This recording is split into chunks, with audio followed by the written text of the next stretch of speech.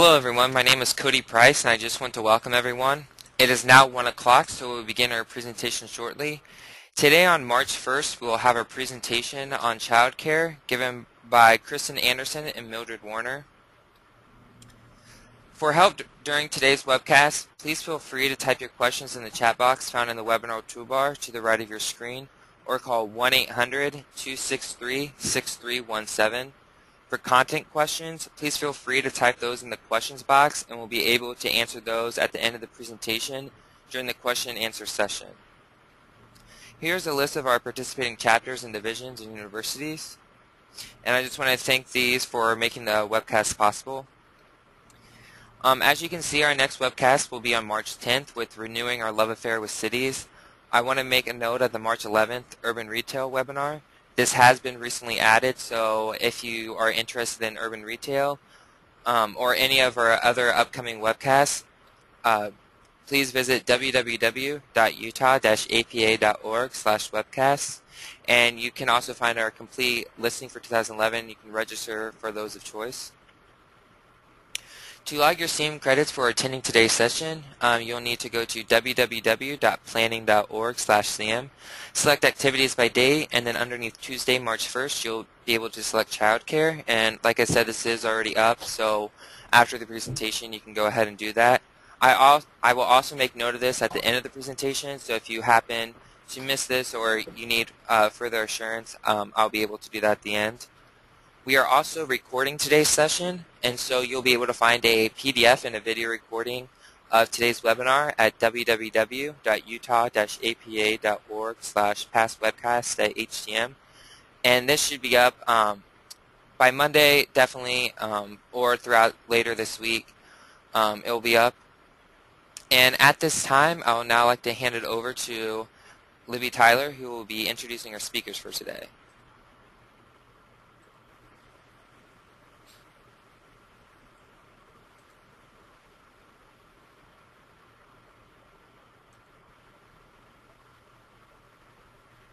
Good afternoon. My name is Libby Tyler, and I am the chair of the Planning and Women Division for the American Planning Association, and we are happy to be sponsoring this afternoon's program.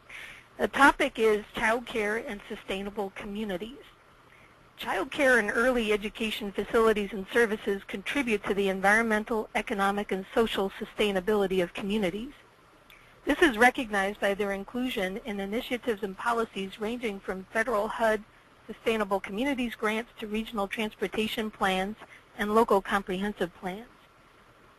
These services are critical to the daily lives of working families and the economic health of our communities.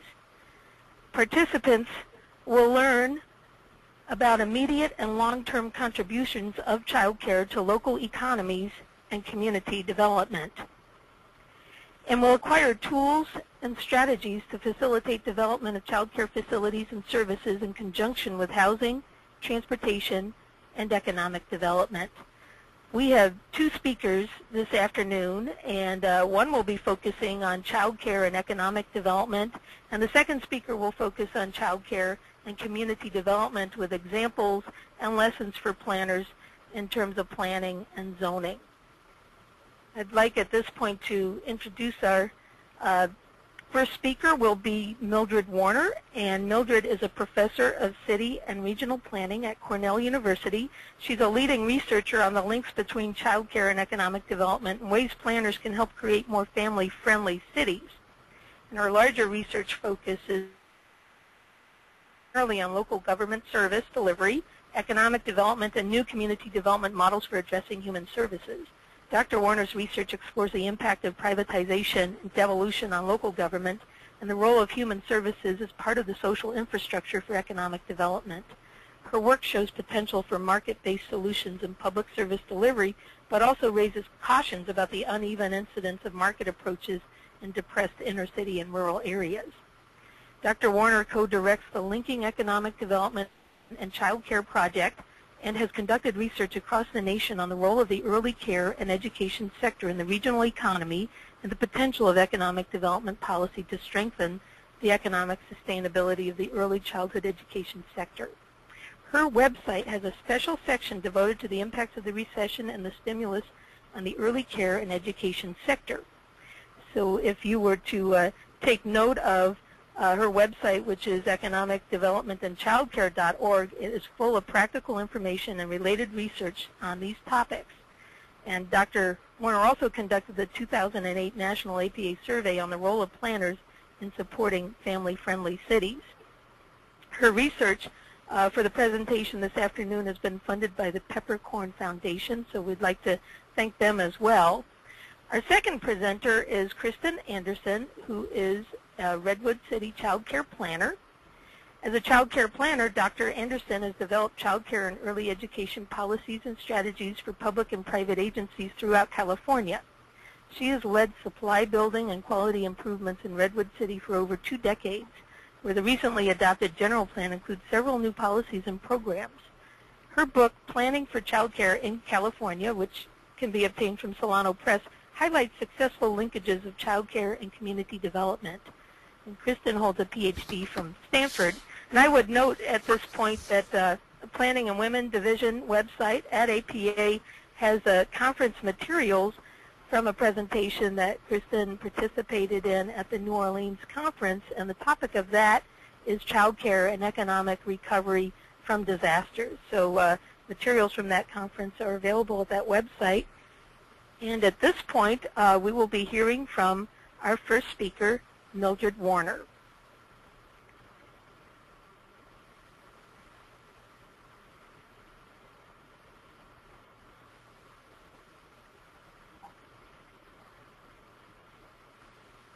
Thank you, Libby.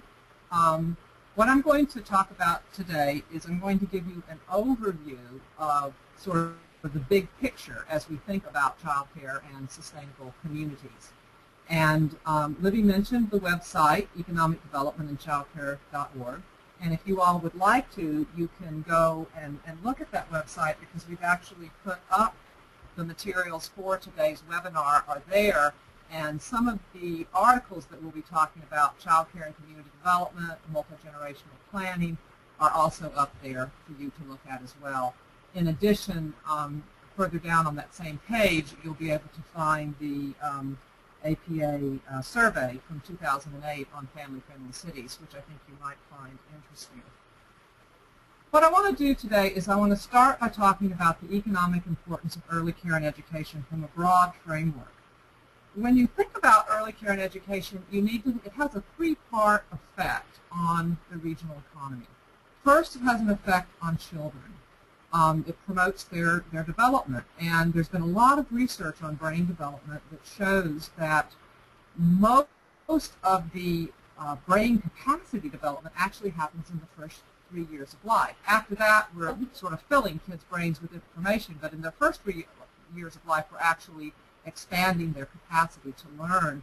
And so the quality of early education environments is very, very important in promoting human development for children. A second piece that a lot of researchers give attention to and a lot of planners give attention to is the parent effect. We think of child care as a critical infrastructure that enables parents to go to work. It also can encourage career ladders, particularly for women, because research shows that if women are out of the labor force for an extended period of time, it can have long-term negative impacts on their employment and income earning potential. So child care is one of the community resources that enables parents to go to work. And funny, it's interesting that the planners actually don't give as much attention to child care as they do to other kinds of infrastructure that support workers. About roads, we think about transit systems, but we often don't think of child care. It's almost like a hidden infrastructure, and one that we need to bring out of the shadows and give more attention to. Finally, we need to look at child care and its role in the regional economy. It's a critical social infrastructure that supports the regional economy, and it's also a sector that has thousands, tens of thousands of small businesses and millions of employees. Many of these are quite small and quite fragile, and so providing economic development attention to these industries, to these small businesses and workers, is something that planners can do. Now, I like to think about the child care sector as an iceberg. Most early care and education lies below the waterline. It's something that we don't see. If you look at the very bottom of this iceberg, you see unpaid parental care. Obviously, children need care 24/7, and parents provide most of that. Next up, you see unpaid relatives, family, friend, and neighbor care. Again, this is the next most important part of the early care and education sector, and these two arguably are the biggest parts.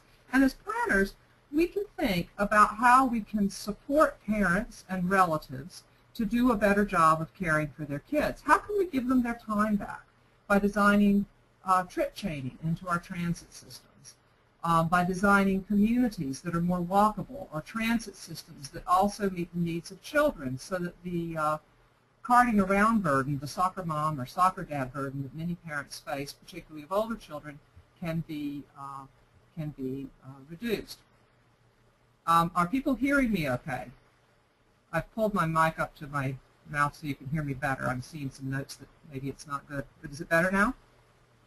I hope so. Next up, just below the waterline, is the informal economy. Paid family, friend, and neighbor child care providers, but ones that aren't licensed in the child care licensing system. Above the waterline, you see the two groups that are captured in formal economic census data. You see family child care homes, which are very common throughout the country, but particularly important in rural communities. And at the very tip of the iceberg, you see child care centers. When many people think about child care, they think about this tip of the iceberg. It's the most visible, and yet it's not where kids spend most of their time. But it's fragile, and in this recession, it's particularly fragile because child care centers have the most expensive care, and when parents lose their jobs and leave the centers become, they don't have a lot of margins, so they can actually, some centers have been forced to close. And you can think of a center closing as the tip of this iceberg calving off and falling into the ocean. And if you've ever helped your community develop a child care center, when one closes, it's very hard to bring it back.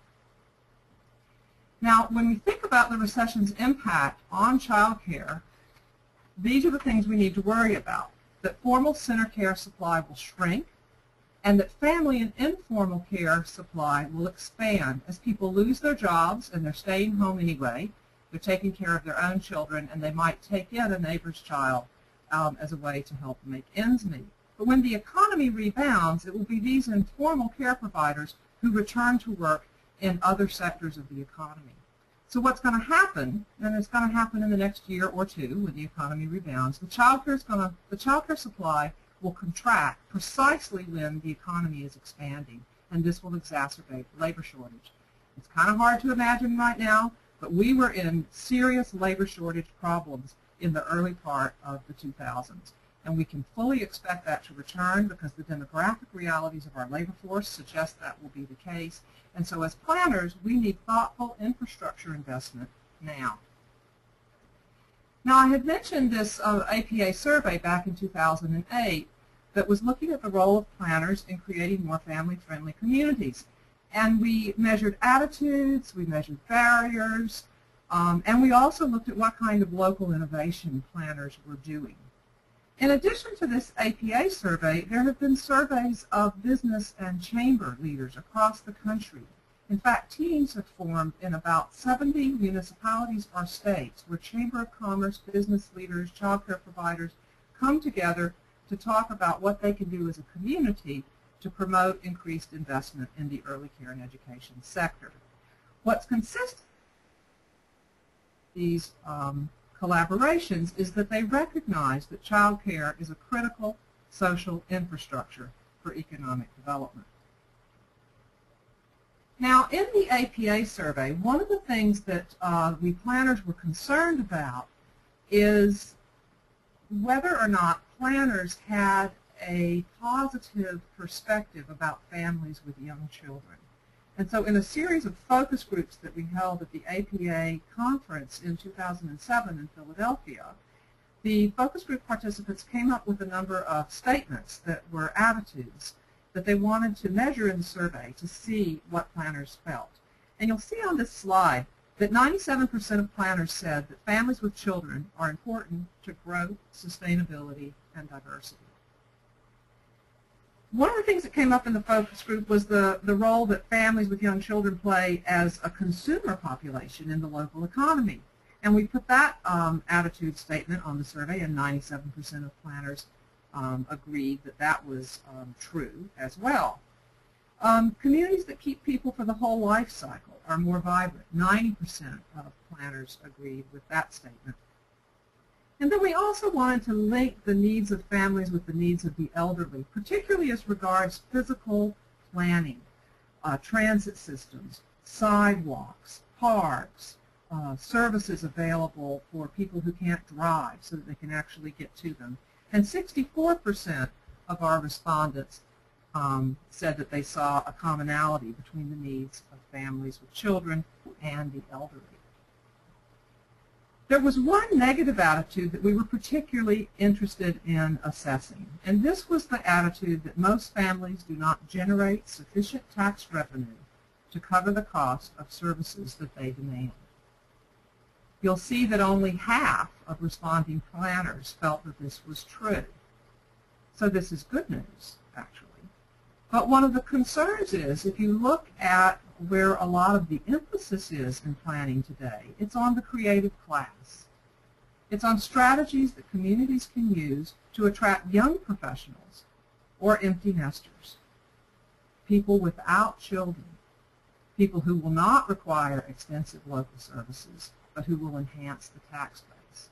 And the concern is that we may be building or rebuilding our cities in a way that doesn't give attention to maintaining families for the entire life cycle.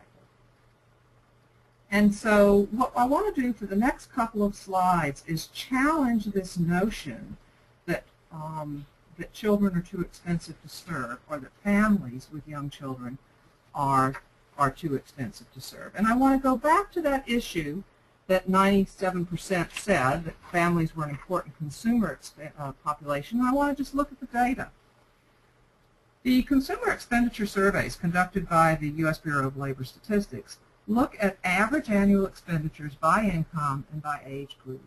And what we've done here is we've grouped together the under 25 to 34 as sort of a proxy for the young professional pre-kid age group, the 35 to 64 as the likely group to be families with children, and the 65 plus age group to be the empty nesters.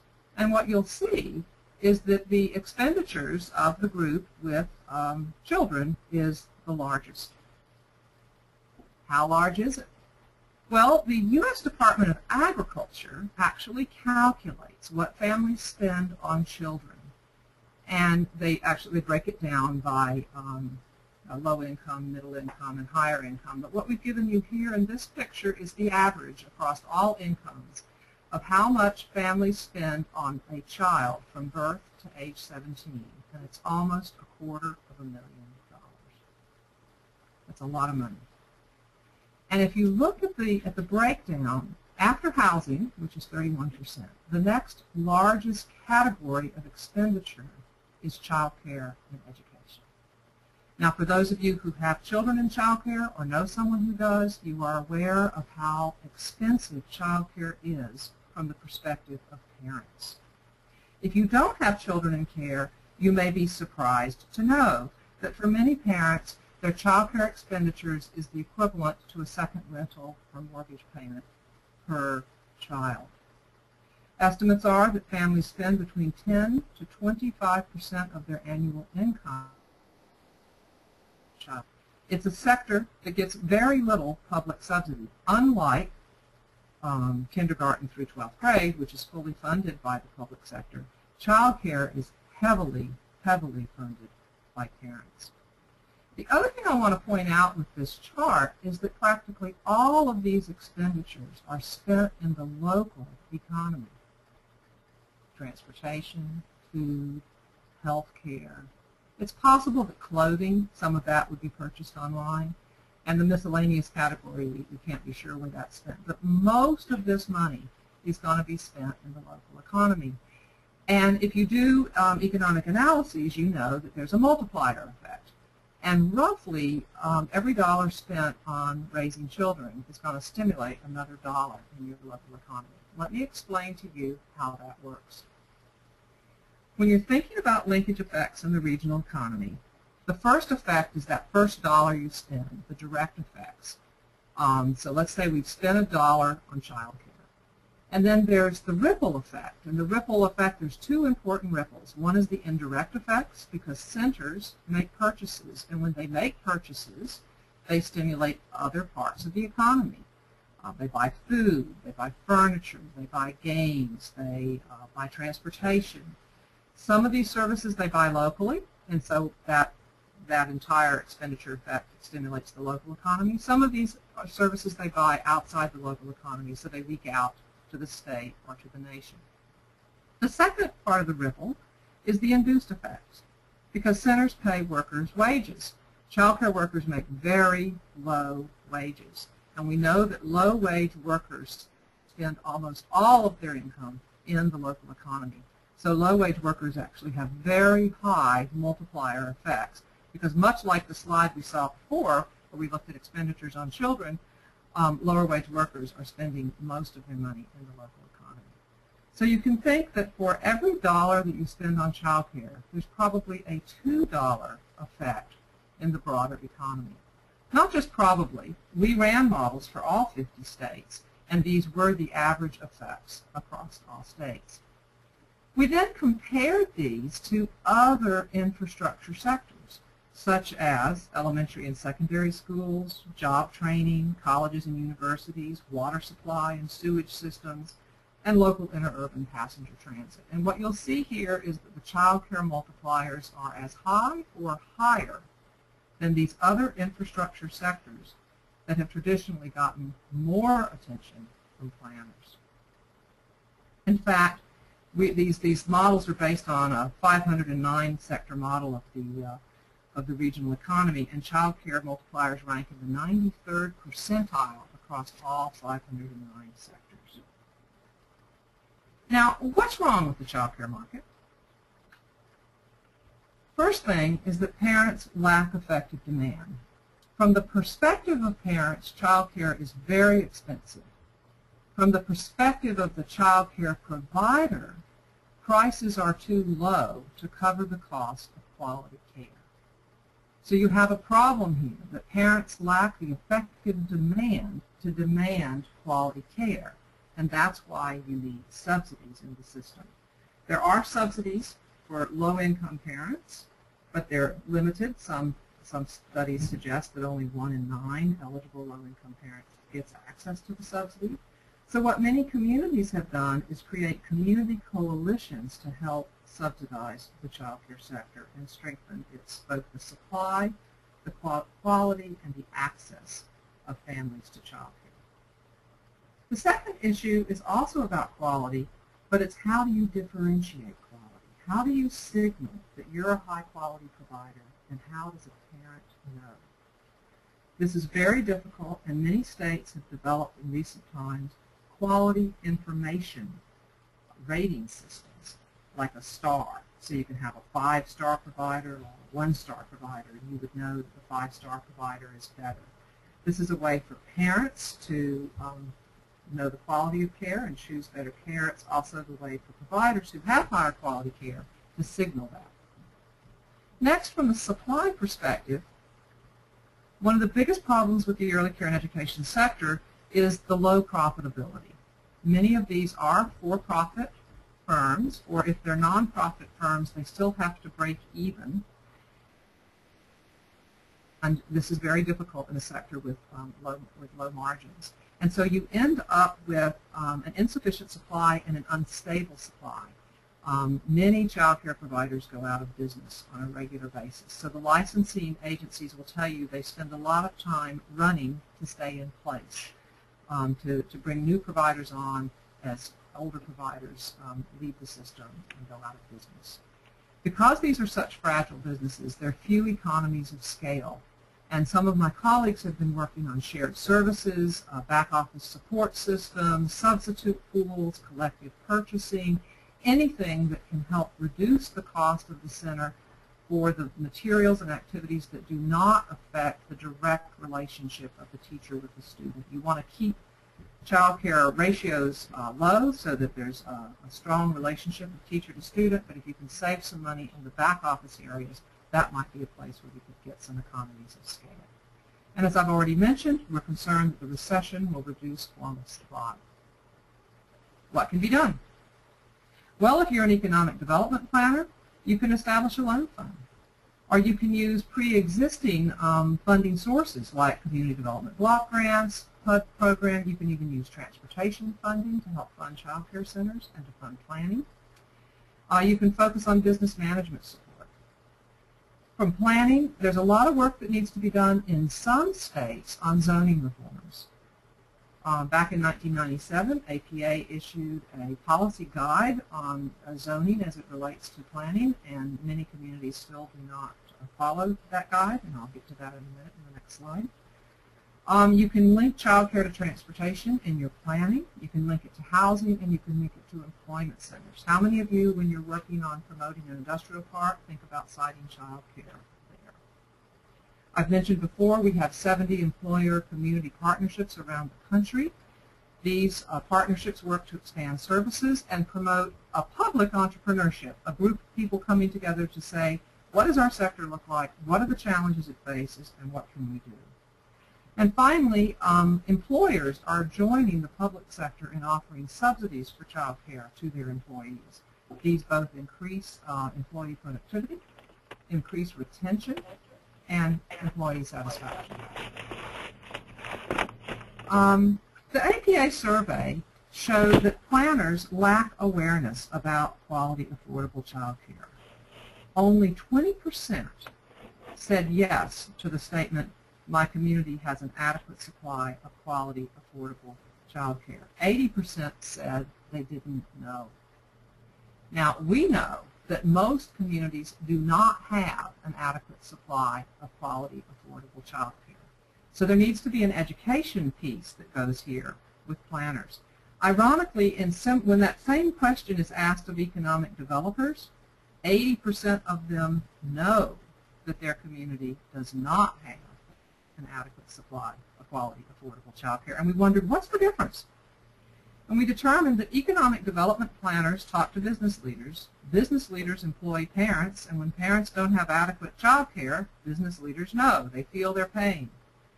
Planners don't have that connection to workers that helps planners be aware of the child care supply problems in their communities. The next question looked at whether the community maintained data on child care. Only 18% do, and only 5% of communities had a child care plan. Now, I mentioned that I was going to talk about zoning. When the APA put out its policy guide back in 1997, it suggested that family child care in residential units should be allowed by right. Here we are, 14 years later, and only a third of the planners responding to this survey said that their zoning in their communities allows family child care in residential units by right. We have some work to do. 46% do allow it by special permit, and 41%, their zoning allows the siting of child care centers. Now, you might be surprised to know, or you may already know, that child care in many communities is considered a NIMBY issue, a not in my backyard issue. Neighbors don't like the traffic, and they don't like the noise of happy, shouting children. And so if you do not build child care into your plans and zoning, you may run into NIMBY problems. We also asked planners if they were providing financial support for the operation of child care centers. Only 14% did. Did they use impact fees to subsidize child care facilities? Only 7%. But Kristen, in her presentation next, will be giving you some examples of this. And how many routinely use local, state, or federal funding to support child care? Again, only 21%. So we have some distance to go. The last question on the survey asked planners if they worked in communities that branded themselves family-friendly, and almost half of the respondents said yes.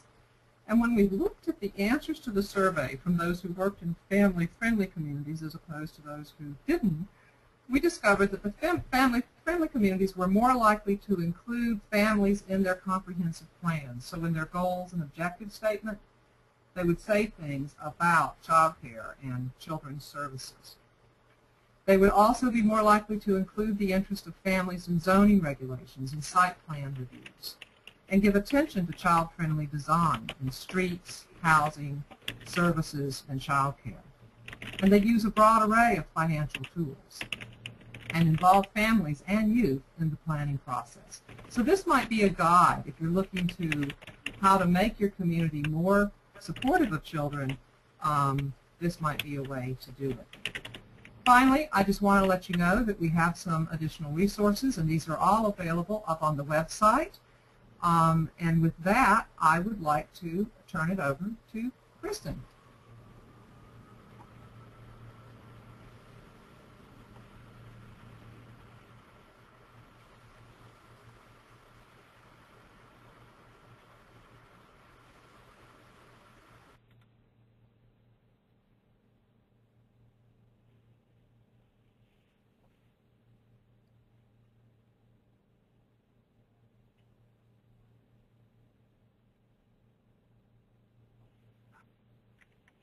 Good afternoon.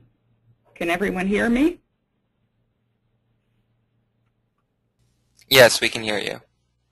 Okay. So, good afternoon to all of you across the country, and good morning to those in California listening. My presentation today will go more in depth following Mildred's overview.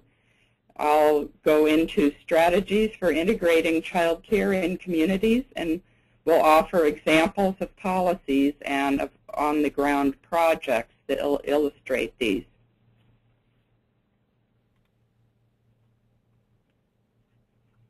So, families of all socioeconomic groups need several types of facilities and services to be successful. The most important, of course, are housing, employment, and transportation to get from their homes to their jobs. Secondarily, if they have children, they need schools and child care to provide education and care during the day while they're working.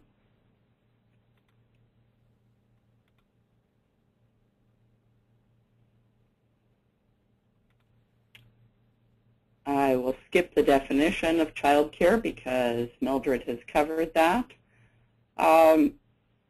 But today in my presentation, I will focus on the formal sector that Mildred talked about as being the above the line on the iceberg that she showed, because this formal sector is where local planning policies and practices can have most positive or negative impact. And the formal child care sector can be in larger center-based settings or in small programs in operators' homes.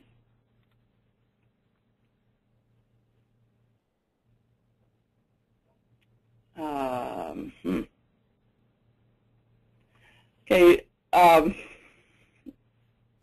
Mildred provided some background on some of the reasons that child care.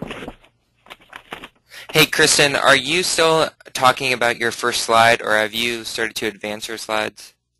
I have advanced my slides. Because we're still stuck on your very beginning slide. All right, let's here. I know I am viewing the previous version of this and not the one that I have sent you, the most recent version. Let's see if this is the same, shows the same one.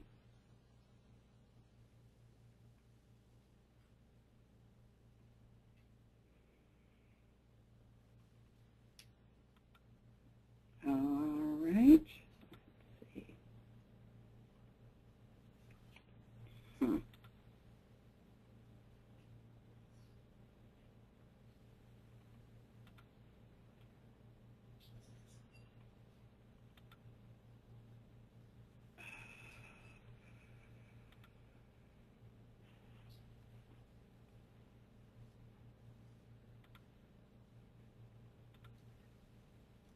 if it's not clicking through, go down to the bottom left, and there's those arrows in the bottom left of the PowerPoint, and you can click through those.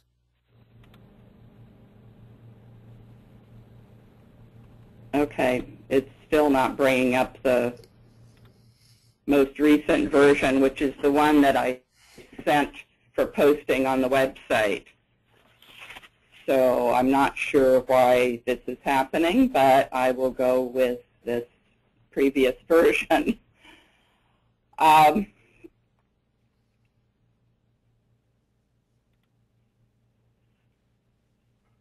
Okay.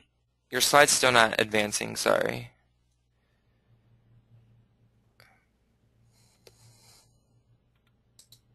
Okay. So now is it advancing? No, I still see the first slide. In the bottom left of your screen, do you see the arrow that allows you to move? Can you click through using that? That is what I'm using. Okay.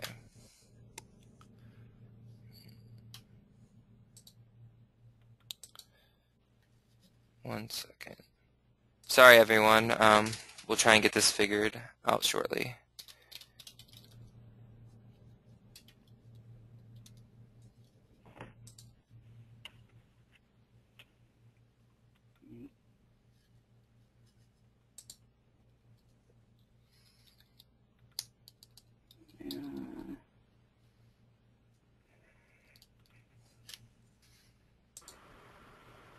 In the meantime, if there are any questions, Libby, we could take a question while we're dealing with our technical difficulties. Okay, let's see. Most of the questions have been more technical. I don't see one yet, but feel free to type in questions on the first presentation while we're working on getting the other one going. So is this still not showing advancing? No. Is it logged into your PowerPoint, or are you logged in to the GoToWebinar? Like, 'cause you might keep hitting like to see the GoToWebinar toolbar, but you need to click it so that we can see the PowerPoint.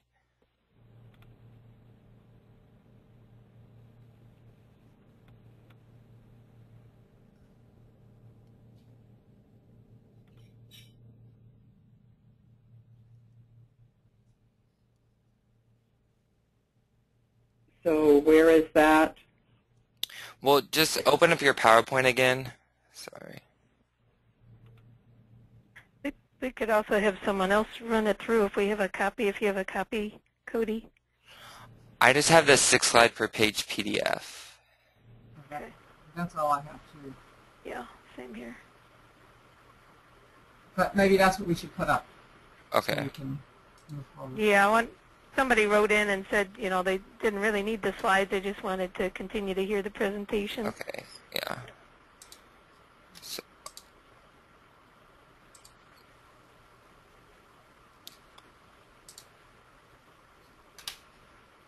Okay, I will show my screen, and then you just tell me when to scroll down, Kristen.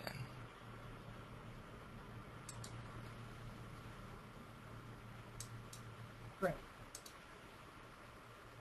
Okay.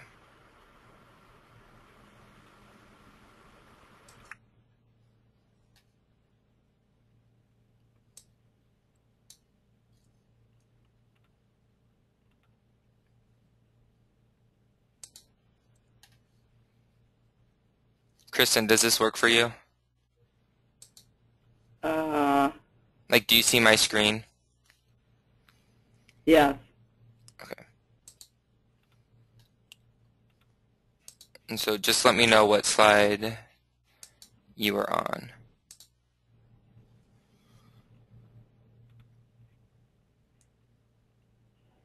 Okay, I'm not seeing it full screen though.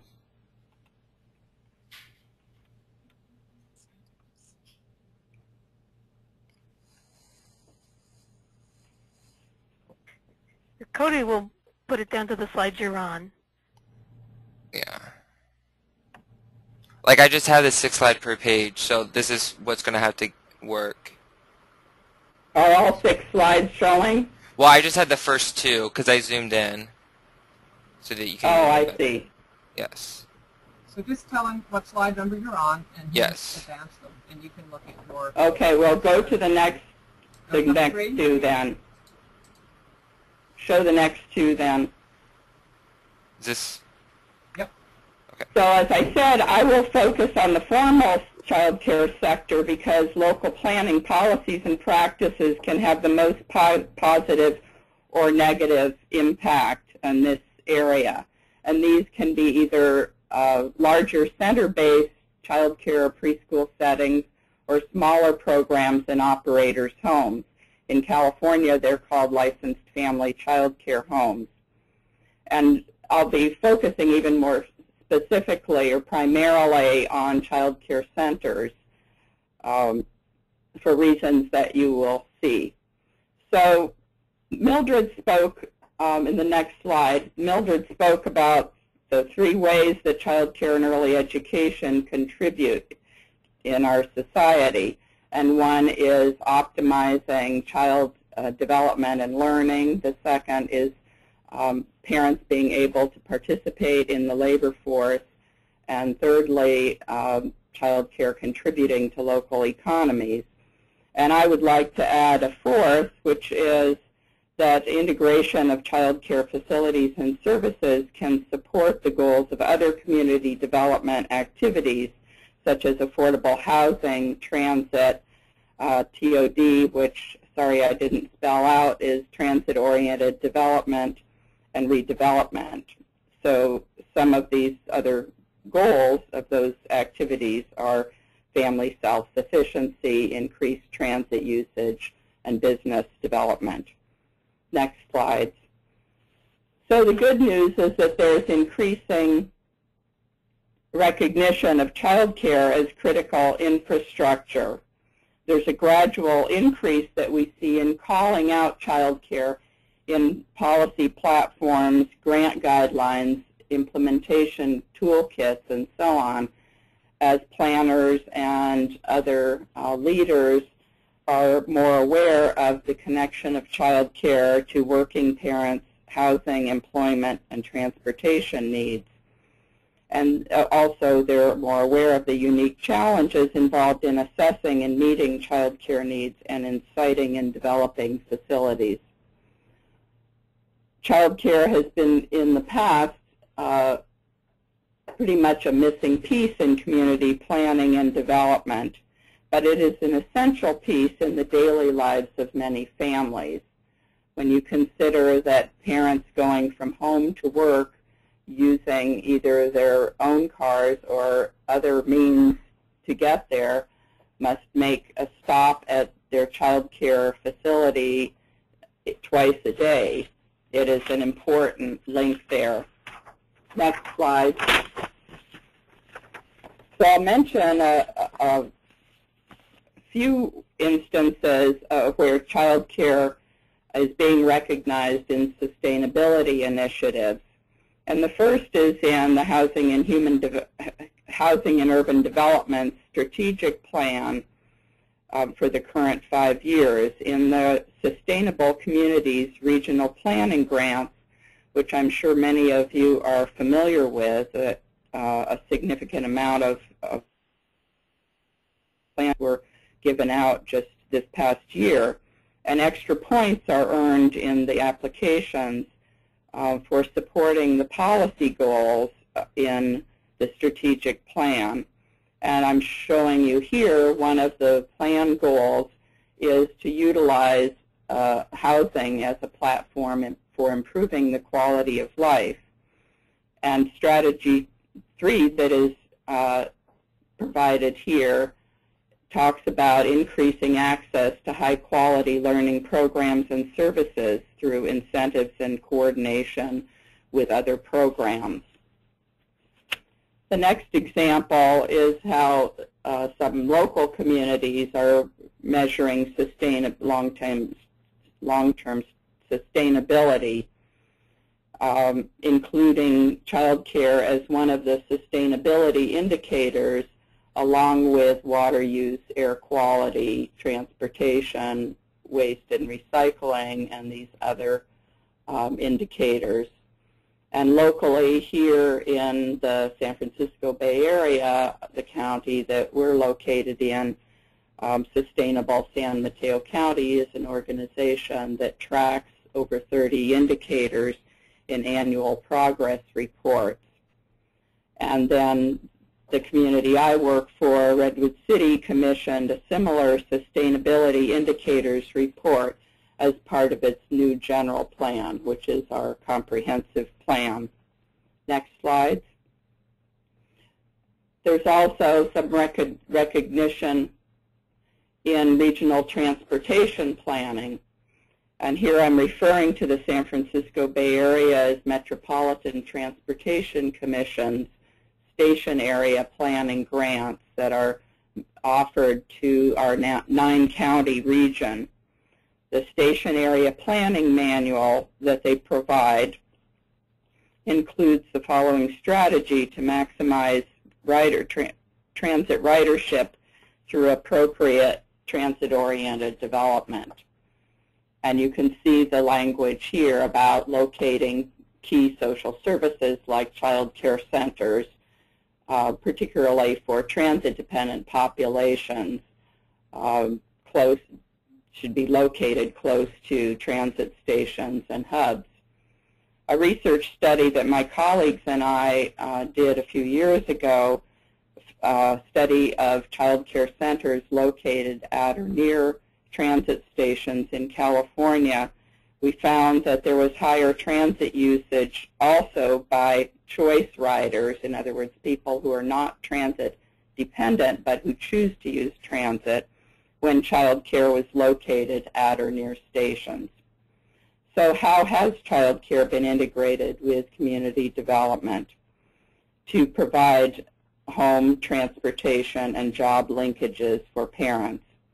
And I'll be providing examples from California communities, but I know that there are many across the nation, and I encourage you to share those examples with us as we build our knowledge base in this area. Next slide. This first example comes from the city of San Diego, which has been developing these urban villages, and this one is in the City Heights neighborhood of San Diego.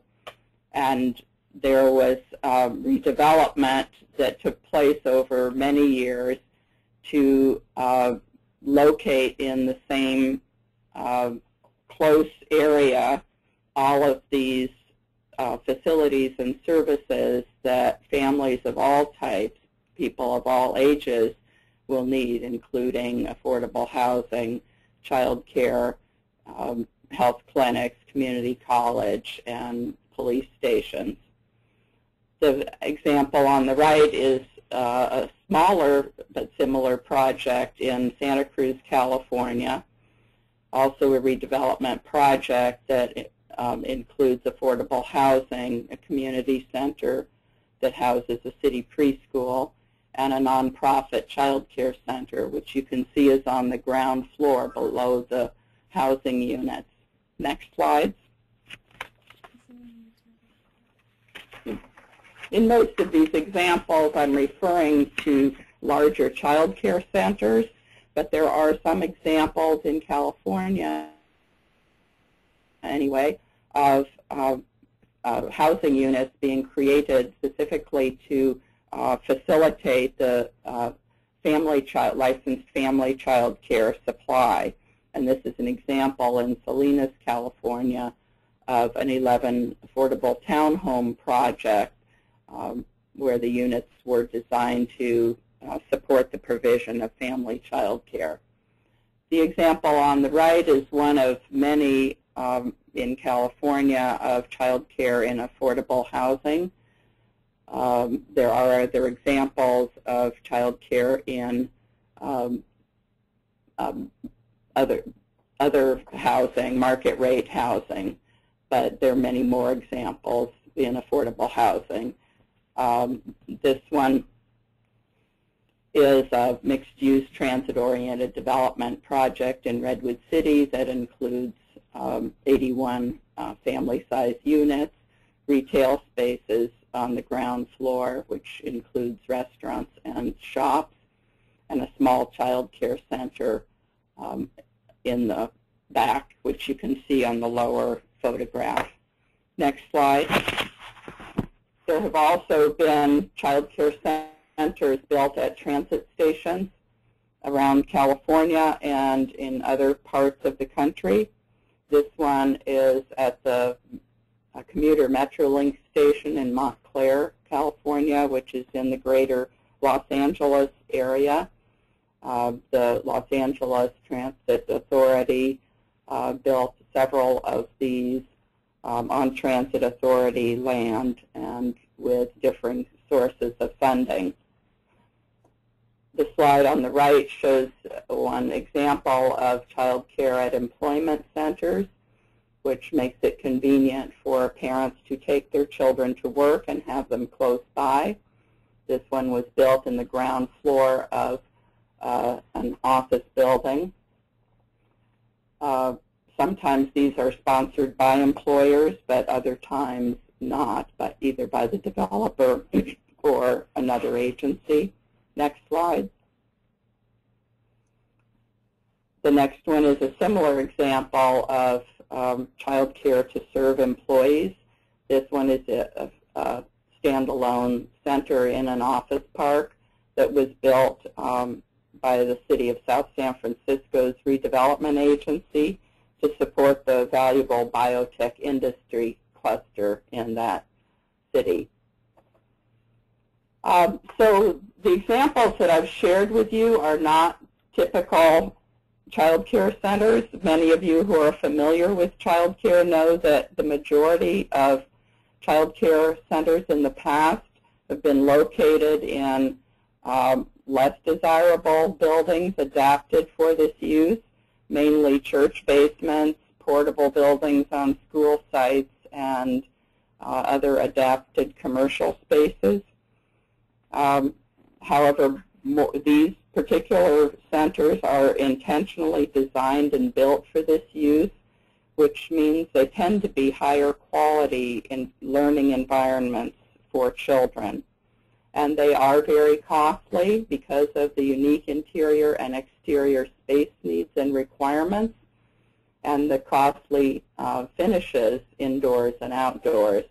And the two pictures I show here are the playground space that's required by state licensing in California, and I'm sure in most of your communities, and the children's bathrooms in one of the centers. Next slide.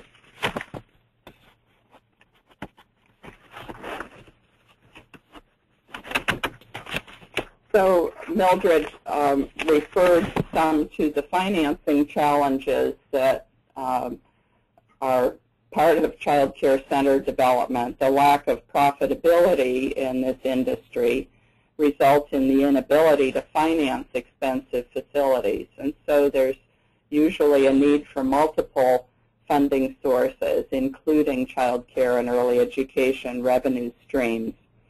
One of the publications that I will list at the end of this presentation particularly addresses these design and financing challenges and solutions for child care centers built into transit-oriented developments. But many of the challenges and solutions apply to other child care centers in other locations. So next, just some general observations about the factors that we have observed as contributing to success of many of these projects, including the awareness and leadership of local officials and planners. These people often bring others to the table and are able to create the public-private partnerships and often the multiple funding sources to support child care projects. Land use and other policy support is important, directing or redirecting resources, including funds, land, and buildings, and reducing requirements to enable child care facility development. Next slide.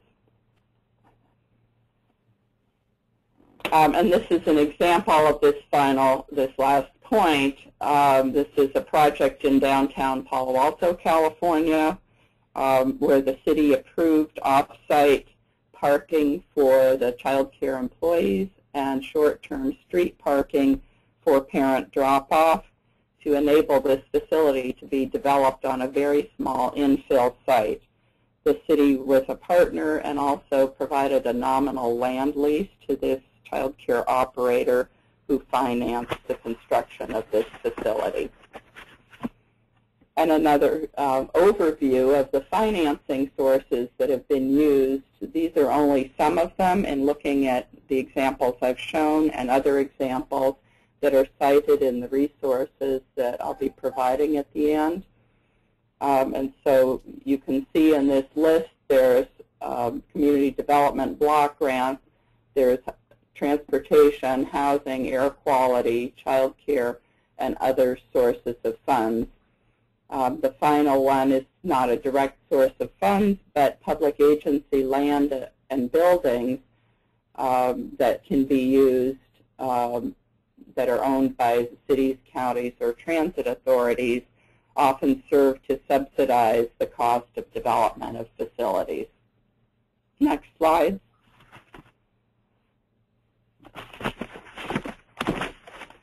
So since I'm running out of time, I'm going to quickly go through some of this. Some of the policies that are supportive of child care involve zoning codes and permitting processes that facilitate child care expanding on its own or with the help of local governments. And this is, for example, allowing child care facility in all or most zones with streamlined permit requirements, allowing for reduced or shared parking. The next slide shows some other tools that are used, floor area ratio exemptions or bonuses for including child care facility space in large residential or non-residential developments, requiring or prioritizing child care facilities in the selection of a developer, for example, with an affordable housing project. Next slide.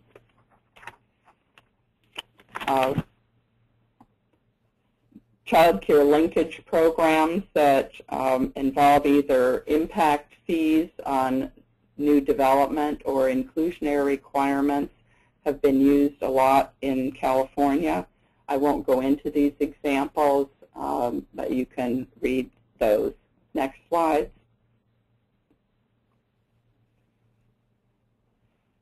Next slide. Another strategy is negotiating child care conditions, as with other community developments, in development agreements for large projects. And then, of course, supportive land use policy long-term is, for example, in comprehensive or general plans, having language there that supports child care development. So I've provided from our new Redwood City General Plan that was recently adopted, sample slide, the implementation program.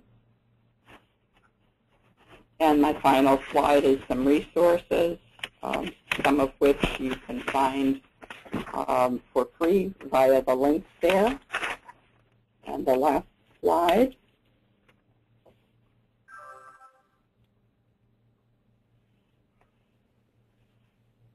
is questions. Thank you very much. Okay, this is Libby Tyler again, and we have had some questions come in, and I think we'll have time for some additional questions if you want to send those in. But I'll just get us started. And first question I have is there anybody who can speak to the challenges of locating child care facilities in the central business district of a medium to large size urban city where land is scarce and costly? So I'm not sure who wants to pick that one up, if that's Kristen, for you, perhaps? Can you repeat that question? Sure. They're asking about the challenges of locating child care facilities in the central business district of a medium to large-size urban city where land is scarce and costly. And I don't know if either one of you have had experience with that challenge. Well, we do have, there are many examples of that. For example, in San Francisco comes to mind immediately. The challenges, of course, involve, for one, finding outdoor playground space that is required, at least in California, and I'm sure in most other states. The interior space is easier to accommodate in existing or new buildings, but the playground space is very problematic. And we do have examples of rooftop playgrounds in many cities, and squeezing small playground spaces into other locations. Parking is also a challenge that is often accommodated in the parking requirements that exist for other types of uses. There's minimal need for child care staff parking during the day, and the parent parking for the few minutes that they drop off and pick up children at the beginning and end of the day. Does not need to be dedicated parking during the day. It's usually a shared parking situation, particularly in commercial districts where stores may not open until 9 o'clock, and child care often opens at 7 in the morning and closes at 6 o'clock at night. So those are some of the challenges, and we do address those in some of the publications that we're offering. Thank you. And here's another question. This is for Mildred. The question is that nannies make up a huge proportion of child care providers in the question askers community. They're from Brooklyn. Have you had an opportunity to assess this part of the child care sector and, in quotes, count many undocumented workers? One major problem here is nannies working off the books due to lack of affordable medical insurance. So families cannot truly account for those expenses. Nannies are not counted in the economic census statistics generally, and they wouldn't even be counted in the licensing statistics because they're treated as an employee. Typically, they're an employee of the family who hires them. In New York State, and Brooklyn's in New York State, it's very easy to get workman's comp insurance for your nanny. You can have your regular tax advisor help you with that, and it's quite affordable. Would you be able to speak up? I'm sorry, I'm holding it. Is this better? Yes. Here, is that better? Yes. Okay. Thank you for telling me. So nannies are covered under workman's comp in New York State, and it's very easy to organize, and it doesn't cost that much. But nannies are actually, they're common in sort of certain population groups and in certain places. There was an effort by a group of students from Harvard Business School to work on a nanny network as one way to address child care issues, because in some ways you might think of not so much nannies more for the upper income, but for the lower income you have a lot of sharing of providers, again, through family-friendly neighbor care, and they were wondering if they could create some kind of a network. I know many employers, my employer, for example, Cornell University, provides information on nannies for employees to help you find people. So there's more in the area of resource and referral to help parents identify folks, and there's certainly a market here for someone who's an entrepreneur to start thinking about how to create coordinated nanny networks that do provide full benefits to the employees. Because otherwise you have each parent providing that, and it's very difficult when you are a parent to have to also be an employer. But it's certainly easy. I did it when my kids were young. It's not that hard to pay taxes on folks. It's not hard to get them the insurance coverages that they need, and your tax account can help you. Okay, thank you.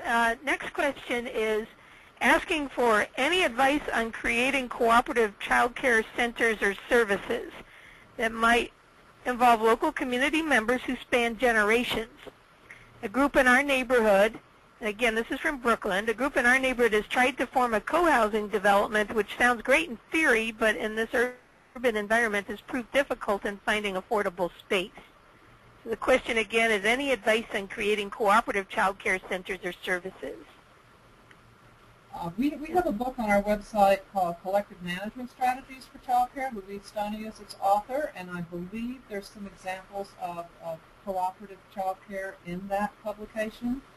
There's also a network of cooperative nursery schools, more common than child care centers because they're only a few hours a day, and parents might actually provide the staffing. So there's a national network of cooperative nursery schools that's still around. Kristen, do you have some examples? I wasn't clear whether the question referred to the challenge of finding affordable space or organizing the actual operation of the cooperative. And I think the operation of a cooperative child care center, if it's for working parents, is a challenge because the parents are working and can't be working in the classroom unless they all work less than full time. We have go ahead. Okay, we've got another question here is, can you talk to examples of nonprofit centers who are finding a way to stay viable after losing many children due to parent unemployment? Are they taking on market rate families and subleasing unused space or centers? Are they introducing multi-generational programs? So this is asking for examples of nonprofit centers who are responding to changes in the economy with more parents having to take their children out of daycare because of unemployment. You know, the experience on this varies across the country. The Consumer Journal did an article on this last summer, and I was interested when I was chatting with the reporter that the experience was quite varied across the country. In some countries, centers were closing, and in other countries, there was more availability of center space at this point than ever.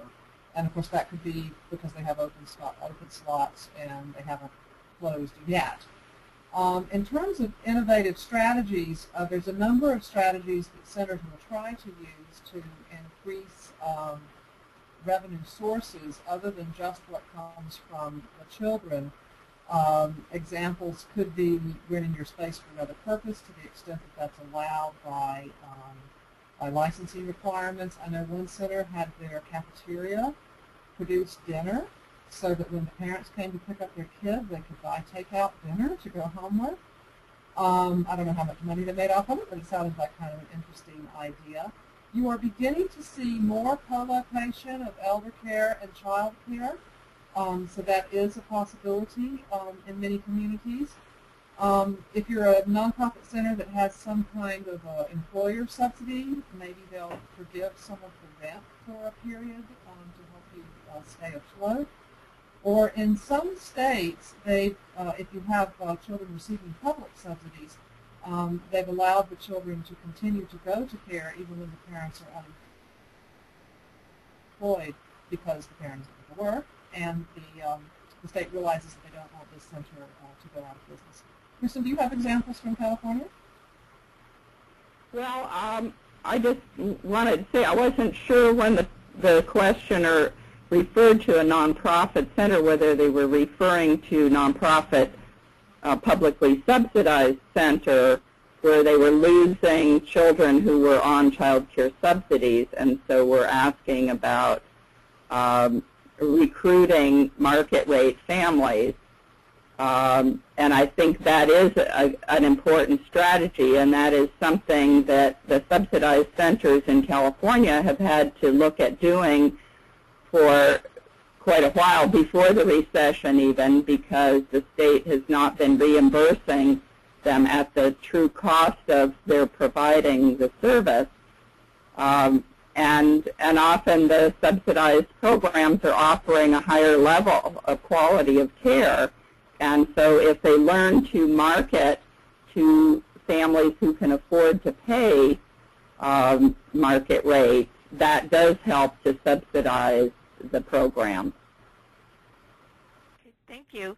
Next question is about daycare worker employment, and it is, what is the employment picture for daycare workers? It's low paying, but with fewer job requirements than public school teachers have. Is the demand for jobs sufficient, or must we work to attract workers? And this is from Bucks County, Pennsylvania. Again, it depends on your area. There's an effort to increase the credentialing of early care sector workers, and one of the challenges, of course, is if you want to increase their educational background and training, you need to give some kind of a salary premium for that. So many states will have various kinds of premiums, either for retention or for getting more training and skills. In general, like we talk about licensing agencies running in place, running fast to stay in place as they license new facilities and then facilities go out of business.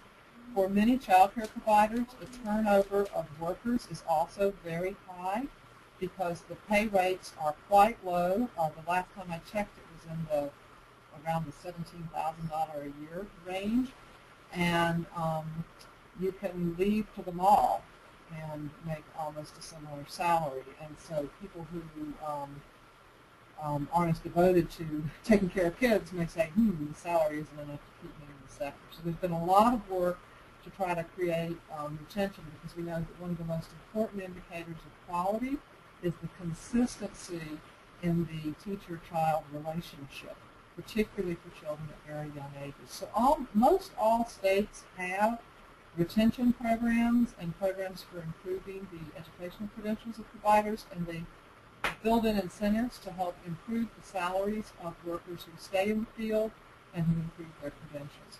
But the issue around labor supply is going to vary from community to community. Okay. Next question is asking for any examples of rural or small town facilities that are housed in or next to transit facilities. Either you have examples of rural or small town daycare near transit facilities? Yes, we do have an example that's featured in that publication on transit-oriented development that I mentioned. That's from the city of Watsonville, which is south of Santa Cruz. It's a rural community, and there was a small affordable housing project built at the downtown bus station that includes a small child care center in there. And there was a variety of sources of funding used to build that housing and child care project. For many rural communities, they don't have transit systems, but you can use transportation money to help with parking lots. So in our community, for example, the parking lot of one of the child care centers we pay for with transit money. We do have a small bus system, but it only serves the city. And so parents can bring their kids into the child care center, park their car there, and then catch the bus on into town from that point. Or you'll see the reorganization of bus routes to go past child care centers. But for very rural places, if you don't have transit, a transit hub, or you don't even have transit services, you can still use transportation dollars to help you with planning for child care and thinking about the possibility of van pools or maybe a car share arrangement. It's a little bit more difficult in rural areas, but the examples I mostly know about are the routing of bus systems if you have one and using it to pay for parking lots. All right. Now here's a question about the international stage, and it is, has the International Sustainable Communities movement addressed the issues of child care? And they're saying they don't see much at the website, and I'm not sure which website they're referring to, but are either of you have any information about the International Sustainable Communities and child care? I am not familiar with that. Okay. If this is a special organization, I'm not familiar with it either. If the question is about what are other countries doing with child care, I have looked at other country experience, and the U.S. sort of on the spectrum of a lot of public interest and support for child care at one end to mostly a market-based system at the other. We sit firmly at the market-based end of the system, and we have a lot to learn from other countries on how you can increase public investment in the early care and education sector in all sorts of ways, from subsidies to planning to economic development strategy. And so, yes, Canada, Europe, they're ahead of us, and there's a lot of examples that we can draw from there. But the particular organization referenced in the question, I'm not familiar with. Okay. Here's a good question, and this is one I can really relate to, being involved in building safety in my community. Questioner says that we talk about controlling costs for the operation of child care facilities. However, we must not forget the safety requirements for child care in private homes. Just last week in Houston, 4 children died in a fire that started in the kitchen. If the city regulations had required fire suppression equipment for that daycare, the children would be alive today. In our community, when we tried to require fire suppression systems in these facilities, their city council had balked about that. So I don't know if you had any comments on that. It's really a comment more than a question. Well, go back to the iceberg for a minute. What you need to think about when you're crafting public policy is how to encourage child care providers to come above the waterline and not push them below the waterline. So I'm in New York State, where we have very high child care requirements, and most of the licensing requirements in most states are targeted around staffing ratios and safety concerns. Health and safety is a big, big issue and is a big piece of what most licensing requirements are. And what happens is when your licensing requirements become too stringent, you'll have providers, particularly family homes, that will exit the formal licensed system and go below the waterline and become informal. So when we were doing our counts for the size of the child care sector, we found 3 times as many providers who were legal with respect to the IRS from taxes, 3 times as many as were visible to the licensing system.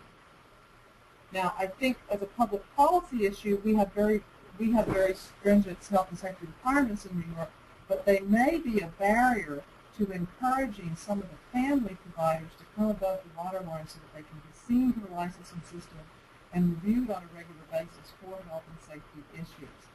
If this was a center, and I don't know what they mean by a fire suppression system, they mean installing a sprinkler system, or do they mean having fire extinguishers? I mean, again, the issue you have to think about here is balancing the safety concerns with the desire to have as many of your child care providers as possible visible in the formal economy, paying taxes, visible to the licensing system, and being visited on a regular basis to make sure they're in compliance. So that's the balance that you have to craft, and it's always very, very difficult because we care deeply, deeply about our children, and there is such a wide array of child care settings and concerns, quite difficult to organize.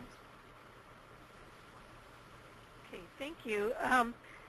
We have another question, and states the focus of the webcast is on child daycare. Are there any issues with adult daycare that are different from what we've heard today? And I'll just share something from Urbana, Illinois, where I'm the zoning administrator. We did have an adult daycare proposal that was a type of use that our zoning ordinance didn't address. And we were quite cognizant of not acting in a discriminatory fashion against adults who need daycare as opposed to children. So we did provide for the same provisions in terms of the zoning locations in the residential zones, and I felt particularly strongly about that as I was taking care of my mother at the time, and she was in a very nice daycare over in Champaign in a converted house. I knew how important that was for her and for the family, and I wanted to make sure that our zoning ordinance reflected that welcoming ability to have adult daycare in the residential neighborhoods. But there were occupancy limits at the state level that were different, and in the building codes, and so we had to reconcile those. And I didn't know if you had any other examples or experience with adult daycare? I haven't. I know that there are a few examples around the country of agencies that provide both at a same location, either in a same building or adjoining buildings. And in California, both types are regulated by the same community care licensing agency. I would guess that there's some different land use impacts. I'm trying to think about, for example, the traffic and parking issues. It may be that elderly or adults who need adult daycare are able to be transported by vans or other kinds of transit options, whereas children being delivered and picked up from child care must be brought by an adult. So the traffic impact and parking impact is probably greater in that instance. Okay. There's earlier we received another comment, which I'll just mention at this time, and didn't know if there would be any further comments from that. And the comment is that even with capital assistance, property owners are often not interested in locating centers in their developments. Licensing regulations are quite challenging in an urban environment, such as a need for outdoor play space. So I think the point of the comment was it takes more than the assistance. There's other challenges to locating child care centers in developments. Well, anything to add to that? I certainly agree with that, and I think our focus today was on aspects that planners have more control over, or local government, other local government leaders have control over. There are certainly those issues of office park owners. One big barrier that comes to mind is the concern about liability, which I really believe is a red herring. There, you know, when you look at the number of employer-sponsored child care facilities, including by our federal government, there are ways to address that concern, including selecting very high-quality child care operators and ensuring that there are monitoring systems in place. So that's only one of many. And then you have other issues like whether the other uses in a development are compatible with children being there, not just the noise issue of having children around, but for example, in a research and development park, there's research being done, say biotech research, where there's hazardous materials on site. There are concerns with that. So we do face a number of barriers and challenges with siting child care in those areas.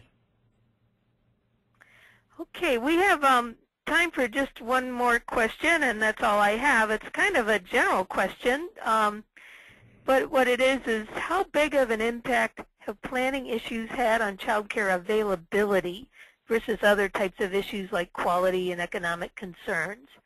So it's a very big question. How big of an impact have planning issues had on child care availability? Anyone want to pick that one up? Well, I think it's one of many pieces that impact our child care and early education system. I can think of examples where there was a direct result. One example that comes to mind was a zoning example in the town of White Plains, New York, that we read about in an article, where they changed the zoning to allow child care centers in office parks, and subsequently there was a child care center built into that, an office park there. So there was a very direct example. But overall, this is a very complicated and complex system we're dealing with, and the facility challenges are only part of it. The whole economics of and parents not being able to afford the quality of child care that they know is important is a huge thing, and the child care labor force issues are also very large. And there are other groups within our profession who are tackling all of those issues. Yeah, Kristen's right. We can work on what we can work on. And one of the things planners can work on is planning and zoning. And in my community, when the when the comprehensive plan put a statement in there about child care, then all of a sudden the question of child care started coming up with site plan approvals, new developments, and the like. And so it actually made a difference to have mentioned child care in the vision statement. In terms of zoning, I know in California there's been a lot of work county by county to allow child care in residential areas by right. I know in New York State that issue was resolved about 20 years ago with a state law that said family child care was exempt from zoning rules. So zoning can be a barrier to child care, and if we work to bring down that barrier, then we can start addressing the other barriers, which are equally challenging. But since we know that in some communities child care is treated as an NIMBY issue, if we can get out in front of the zoning issues and the site plan requirements, we then may be able to reduce the level of NIMBYism and work on some of the other challenges in terms of child care facility provision. I think that's a really great tone to end the webinar today, and I'd really like to thank Kristen and Mildred for your great presentations, and I know that Cody's got some instructions for the listeners as well. Yes, and I just want to thank you guys again. So I just want to talk to you guys about that are still in attendance about logging your CM credits for attending today's session. You'll just need to go to www.planning.org/CM, select activities by day, and then underneath today's date, Tuesday, March 1st, you'll see childcare. So once you log out of here, you can go there and claim those credits. And as I was saying, we are recording today's session, so afterwards you will be able to find a PDF and a video recording of today's webinar at www.utah-apa.org/webcast.htm. And like I said, this should be up by the end of the week. If not, then it will be up by next Monday. So be sure to check there for that. And with that, that concludes today's session. Thank you.